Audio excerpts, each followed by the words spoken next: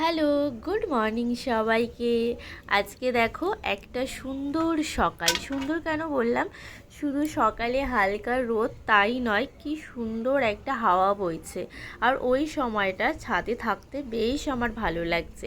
আর দেখো এই যে বালতিটায়, এটার মধ্যে একটা ব্রোগনভিলিয়া আছে, এটা চিত্রা টাইপস আছে।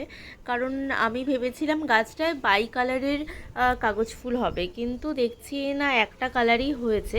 গাছটাকে নিজের মতো করে ছেড়ে রেখেছিলাম, কিন্তু যখন আমি গাছটা বসিয়েছিলাম তখন একটা ভিডিও তোমাদের সাথে শেয়ার করেছিলাম।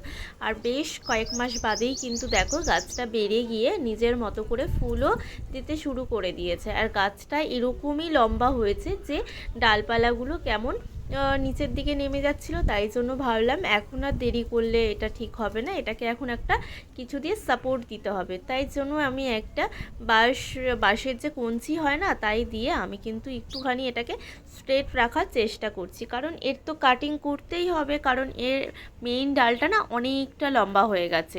আর বেশি লম্বা হলে গাছটা অতটা ভালো লাগে না। ব্রোগনভিলিয়া একটু ছেটে রাখলে বেশি সুন্দর লাগে। আর ফুলগুলো দেখো কতটা বড় হয়েছে, আর কি ভালো লাগছে দেখো দেখতে।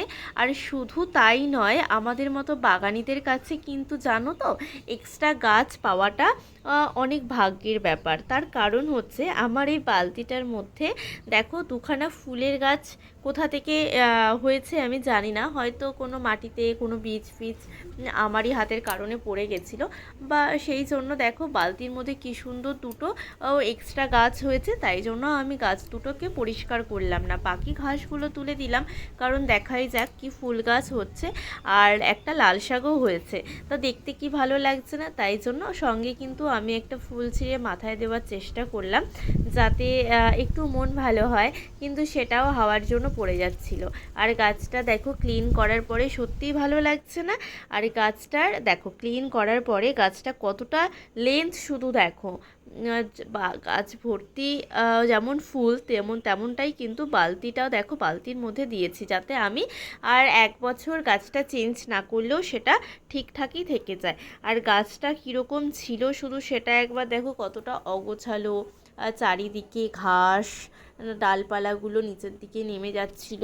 কারণ একটু জোরে হাওয়া দিলেই না ডালটা ভেঙে যেত বা ফুলগুলো সব পড়ে যেত, ঝরে যেত।